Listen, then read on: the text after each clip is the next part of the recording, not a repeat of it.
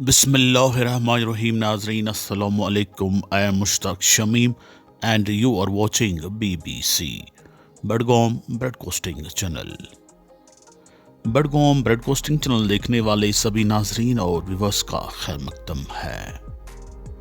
पेश खिदमत है हमारा सिलसिलावार सेगमेंट काउंटर एनकाउंटर। आइए नाजरीन देखते हैं इस खूबसूरत और दिलचस्प सेगमेंट का ये ताज़ा शुमारा काउंटर एनकाउंटर।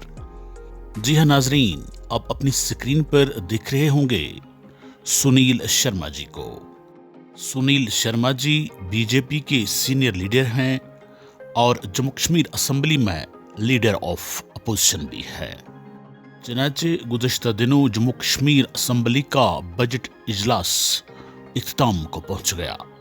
शायद इसी सिलसिले में सुनील शर्मा जी एक अहम प्रेस कॉन्फ्रेंस से खिताब कर रहे हैं अपने दूसरे साथियों के हमरा। सुनील शर्मा की इस प्रेस कॉन्फ्रेंस को आपने भी सुन लिया होगा। सुनील शर्मा जी ने इस प्रेस वार्ता के दौरान कितना सच उगला और कितना झूठ बोला, ये आपने भी नोटिस कर लिया होगा और हमने भी नोटिस कर लिया है। अलबत्ता बीबीसी आज के सेगमेंट में उनके 2 पॉइंट्स को काउंटर एनकाउंटर करने की कोशिश कर लेगा। आइए शुरू करते हैं सुनील शर्मा जी के स्टेटमेंट का काउंटर एनकाउंटर। बड़ी बदकिस्मती की बात है कि जिन एमएलएज को बिजली, पानी, सड़क, स्कूल, अस्पताल के लिए आपने यहां से असेंबली में भेजा, वहां पे वो नेशनल कॉन्फ्रेंस के एमएलए नारे तकबीर अल्लाहू अकबर का नारा देते। इसलिए भेजा था तुमको। ये जामिया मस्जिद है कोई असेंबली? वहां पे नारे देने के लिए क्या करना चाहते हो? प्रवोक करना चाहते हो? गुमराह करना चाहते हो? ये भारतीय जनता पार्टी के विधायक हैं जो अनुशासित हैं, जो संयमित हैं, वरना ऐसी चीजों से तो कभी भी रिलीजियस एक डिवीजन पैदा हो सकता है कहीं पे भी। ये पहली बार जम्मू कश्मीर की असेंबली के इतिहास में पहली बार हुआ जब नेशनल कॉन्फ्रेंस जो नारे जामा मस्जिद में लगने चाहिए वो नारे असेंबली में दे रहे हैं। वो कॉन्स्टिट्यूशन का मंदिर है, वो कोई रिलीजियस बुक वहां नहीं चलानी है, वहां पे संविधान चलेगा। नारे तकबीर अल्लाहू अकबर वहां नारे देने की जगह नहीं है। सुनील शर्मा जी ने अपनी प्रेस कॉन्फ्रेंस में, जैसा कि आपने सुन लिया होगा, एक पॉइंट उभारा कि नेशनल कॉन्फ्रेंस के अरकान असेंबली ने असेंबली ऐवान में असेंबली कार्रवाई के दौरान नारे तकबीर अल्लाह अकबर के नारे बुलंद कर दिए। उन्होंने कहा कि ऐवान असेंबली कोई जामिया मस्जिद नहीं है जहां पर इस तरह के नारे लगने चाहिए थे। उन्होंने जोर देकर कहा कि ऐवान असेंबली में धार्मिक किताबों यानी रिलीजियस बुक्स की कोई जगह नहीं होती है। यहाँ पर अगर जगह है वो है कॉन्स्टिट्यूशन की जगह, वो है संविधान की जगह। बीबीसी सुनील शर्मा जी की इन दोनों बातों के साथ सहमत है। ऐवान असेंबली में नारे तकबीर के नारे नहीं लगने चाहिए और ना ही यहाँ पर किसी रिलीजियस बुक की कोई जगह है। यहाँ पर अगर जगह है वो वाकई कॉन्स्टिट्यूशन ऑफ इंडिया की जगह है। लेकिन मैं सुनील शर्मा जी से पूछना चाहूंगा कि आपकी पार्टी के विधायकों ने जो वहां पे जय श्री राम के नारे बुलंद किए, वो क्या कॉन्स्टिट्यूशन ऑफ इंडिया में लिखे हुए नारे हैं? सुनील शर्मा जी, आपने ठीक फरमाया कि ऐवान असेंबली कोई जामिया मस्जिद नहीं है, लेकिन आपको साथ ही साथ ये भी बताना चाहिए था कि ऐवान असेंबली कोई राम मंदिर भी नहीं है। ऐसा क्यों नहीं बोला आपने? सुनील जी, आपने इस प्रेस कॉन्फ्रेंस के दौरान बड़ा ज्ञान बांटने की कोशिश की और ये जितलाने की कोशिश की कि जम्मू के जो विधायक हैं जिनका ताल्लुक बीजेपी के साथ है वो बड़े डिसिप्लिनड लोग हैं, बड़े तालीम याफ्ता लोग हैं, बड़े महज़िब और अक्लमंद लोग हैं। और जहां तक जम्मू कश्मीर के असेंबली मेंबरान का ताल्लुक है वो नाकाबिल, नाशाइस्ता, बदतमीज और बदइखलाक लोग हैं। उन्होंने ऐवान असेंबली का तकद्दुस पामाल किया है। सुनील शर्मा जी, आप प्रेस कॉन्फ्रेंस में ये बात कैसे छुपा सकते हैं कि आपके विधायकों ने असेंबली के ऐवान में कोई बदतमीजी, कोई बदइखलाकी नहीं की? उन्होंने रिलीजियस नारे नहीं दिए? उन्होंने असेंबली के वेल में आकर जय श्री राम के नारे नहीं दिए? शायद आप अपने उस असेंबली मेंबर को भूल गए जिसने ऐवान असेंबली में कैमरा के सामने डोडा के रुकन असेंबली महराज मलिक को मां बहन की गालियां दी। वो क्लिप जिसमें आपके साथी मेंबर असेंबली ने महराज मलिक को मां बहन की गालियां दी, उस वीडियो क्लिप को मैं यहां पर चलाना मुनासिब नहीं समझता हूं।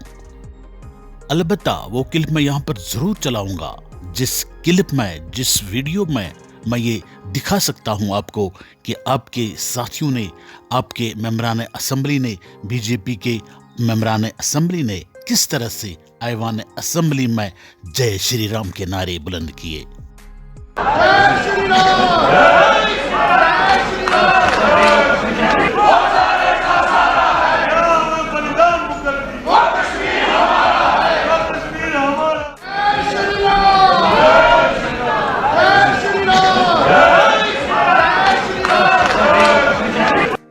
मिस्टर सुनील जी, आपने सुन लिए होंगे ये धार्मिक नारे जो आपकी पार्टी के मेंबरान असेंबली ने ऐवान असेंबली में दिए थे।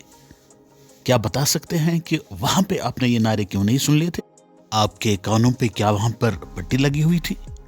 खैर सुनील जी, ये दूसरी वीडियो क्लिप भी आप बगौर देख लीजिएगा, इसका भी हम काउंटर एनकाउंटर करने की कोशिश कर लेते हैं।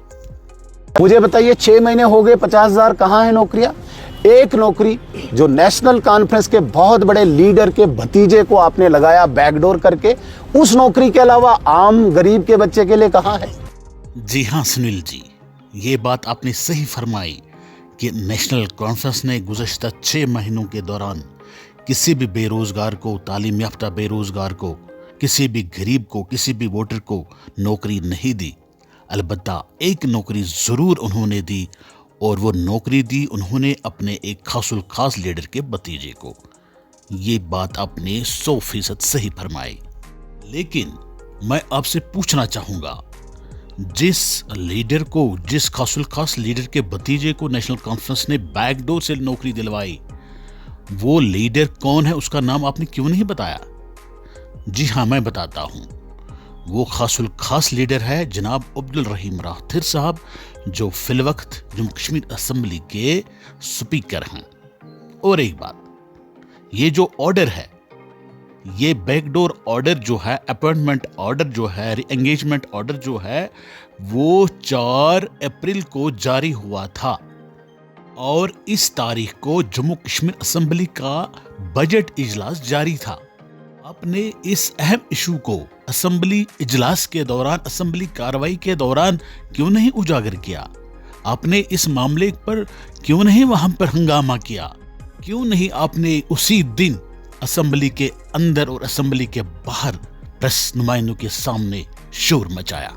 अब जबकि असेंबली खत्म हो गई और आपने एक मैदान सजाया और मैदान में प्रेस कॉन्फ्रेंस दी और वहां पे इस मामले को उठा रहे हो, क्या फायदा है आप इस मामले को उठाने का? सुनील शर्मा जी, हम सब जानते हैं, हमें ये मालूम है कि आप असेंबली इजलास के दौरान इस इशू पर खामोश क्यों बैठे, क्यों आपने और आपके साथियों ने इस इशू पर असेंबली के अंदर और बाहर हंगामा बर्पा नहीं किया?